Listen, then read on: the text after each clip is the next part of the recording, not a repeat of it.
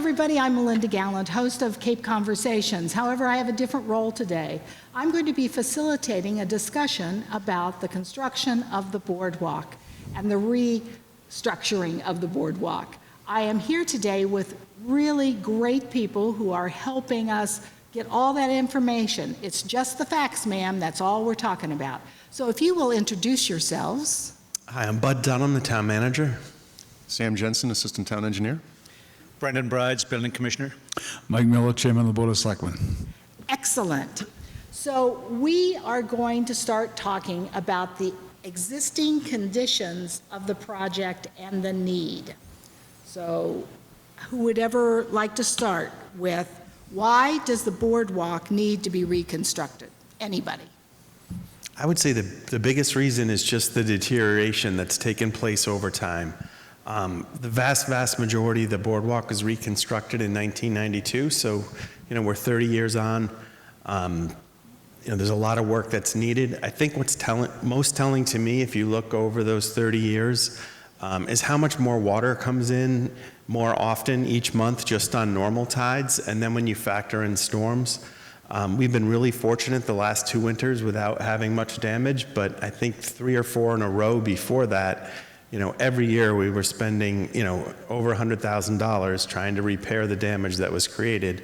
And in addition to the water, the other thing that stands out to me is when you look at the actual deterioration from the storms, it's not just the force of the storms. When you see the inside of those timber members, there's significant rot and decay, which just happens over time in such an environment, and it's time to completely replace it and to bring it up to modern standards. Well, maybe the town engineer could tell me what's the current condition of the boardwalk? I know he mentioned the timbers, however, there's probably other issues there as well. Yeah, there's extensive decay and corrosion throughout the structure. We've had to really increase the amount of maintenance that's been required out there. Unfortunately, we've had many planks come loose, and it seems to be accelerating. It seems that the decay has really started to take off, and it's reached the point where we need to replace many of the timbers and bolts and screws and nails that are holding it together. Mike. I guess I could add to that. One thing that Bud mentioned is, and people should realize, is we've lost about 400 yards of barrier beach down the old harbor, which did in fact protect some of the movements against the boardwalk. In the loss of that sand dune, about 100,000 plus yards went into the creeks, which means the bottom was lifted a foot or two. So you now enter the same amount of water, and you've got that potential to have more of an issue. Second point is, as far as the long-term deterioration, I grew up on Town Neck. I've probably been across that boardwalk 2,000 times. In the last 15 years, we've had it as a route that a bunch of us walk every morning. And what has happened over those 15 years, as Sam has said, we would walk in the morning and have boards missing. I'd call them to replace them. The recent problem now is the screws that hold the boards in pop up, so they're up about an inch, and you trip on them. Sure. It's twisted and turned so much over the course of the last few years that when it's icy at all, there's a serious issue of slipping and falling. It just is not safe. And what it had brought to mind in the last few years is the reality of how many people do not go across that boardwalk because of the same fears that I had when we walk across it in bad weather and wind and everything else and no railings. And it just brought to light, from my point of view as a select person, that we've got to improve this thing to the point where people can use it, everybody can use it, and use it safely. Right. Thank you. Thank you. Who would like to take this question, which I think is pretty important, because I actually live in Town Neck now, and I live on the backside of the marsh. So for me, having high sea level rise is a good thing, because someday I'll have oceanfront. However, it's a bad thing for the town and the boardwalk. So how is the sea level rise impacting the boardwalk now?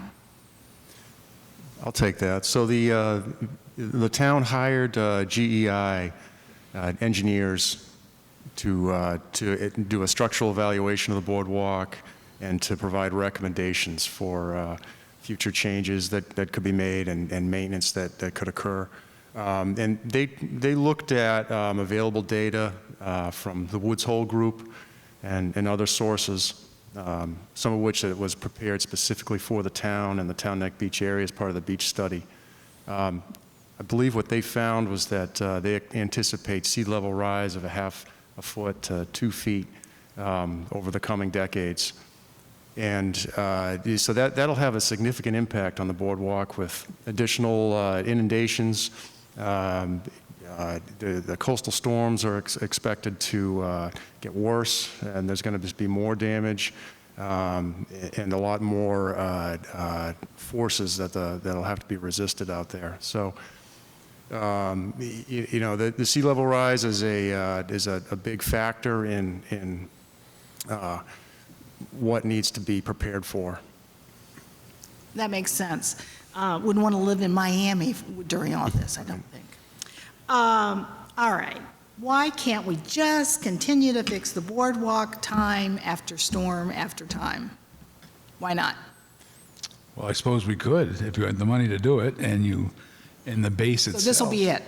Once we fix it this time, that's it? Well, that's the goal is to raise it high enough so it would handle the tide I got you. influxes. And I think Sam and can speak to this probably more than I. That boardwalk is on 4x4s that are just driven into the. Correct, right. You can speak to that. So there are a number of issues, Melinda. Sure. Obviously, one of the more obvious ones is the continued damage that happens to the boardwalk. But if we just keep repairing the boardwalk as it is, we're excluding quite a number of people who would like to cross that boardwalk.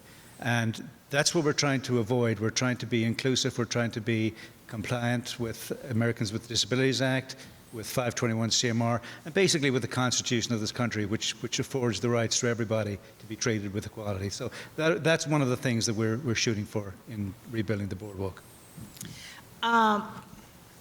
Isn't the boardwalk deteriorating because it has not been maintained? Is that a question? No, that's not correct. That's not true. We've regularly maintained the boardwalk.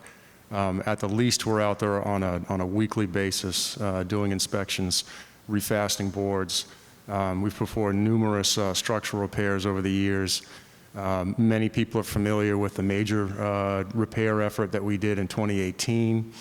We had a particularly bad winter then. There was a relatively short section of the boardwalk that was unfortunately destroyed at that time, and it took a considerable effort to fix that. You know, the boardwalk unfortunately had to be closed for several months, and a lot of folks were upset about that. You know, that they weren't able to access the boardwalk that, you know, everybody loves, and you know, it's that project, I believe, was on the order of $100,000 of repair effort there, and it was a relatively short section. It looks like, you know, the decay of the timbers and the hardware was a big factor in that. Like the boardwalk basically, those materials just didn't have the strength left to resist the storm forces at that time. That's what scares me the most is like, it's the support system that's deteriorated at this point. It's not just the top of the boardwalk. So, you know, you can't fix rot that's underneath the marsh. And no matter how we try to level out the piles, it all shifts. And I think one of the, in my opinion, shocking details that came out of the engineering study, as that boardwalk, as it heads towards Town Neck, cantilevers, as Chief Miller said, believe it or not, there's sections of that are higher than the footbridge. You don't think that because it's such an expanse of space, but it's that bad. If you look, and I mean, there's nothing really we can do about that at this point other than try to fix it properly from the ground up or underneath the ground up. And I would suggest to people that are watching this that, you know, go down there and walk the boardwalk themselves and see how it is. It's not a flat boardwalk. And I think, if I'm correct, you guys can address this. If you put so much repair into that, you cross a threshold, don't you? There are a couple of thresholds you cross. One is obviously what's called 521 CMR, which is the Massachusetts version of the Americans with Disabilities Act. And if you go over a certain amount, money amount, everything has to be made compliant with 521c Sure. more. So if we go over $100,000, which would be pretty easy to do in repairing a boardwalk, then compliance would be necessary. And one last question, and this is for me personally. So if we didn't do this, we would be fixing the boardwalk every 2 years after every big storm. It would just be, there's like a boat, you just throw the money in. We'll be continually fixing the boardwalk no matter what. I mean, it's going to happen. We'll be out inspecting it and maintaining it as needed to keep it open as best we can. What's hard to predict is when we're going to have a major storm that may cause serious damage and may require it to be closed. When is that going to happen? We don't know. It could be this year. It could be next year. We don't know. But what we do know is that there's serious decay and corrosion, and the structure itself has weakened to the point where a catastrophic loss really could happen at the next storm. And if that happens, Sam, and we cross that threshold, it has to be done in a manner that is, which we're trying to do now. Sir? I would just venture to say that I would anticipate not necessarily rebuilding or repairing the boardwalk in the future, but actually rebuilding it. And as such, it would have to be built in accordance with the building code, and that would require such things as guardrails. Right. Excellent. Thank you so much. Well, thank you all for speaking with us, and I appreciate it, and I think you've given us some good facts. Thank you.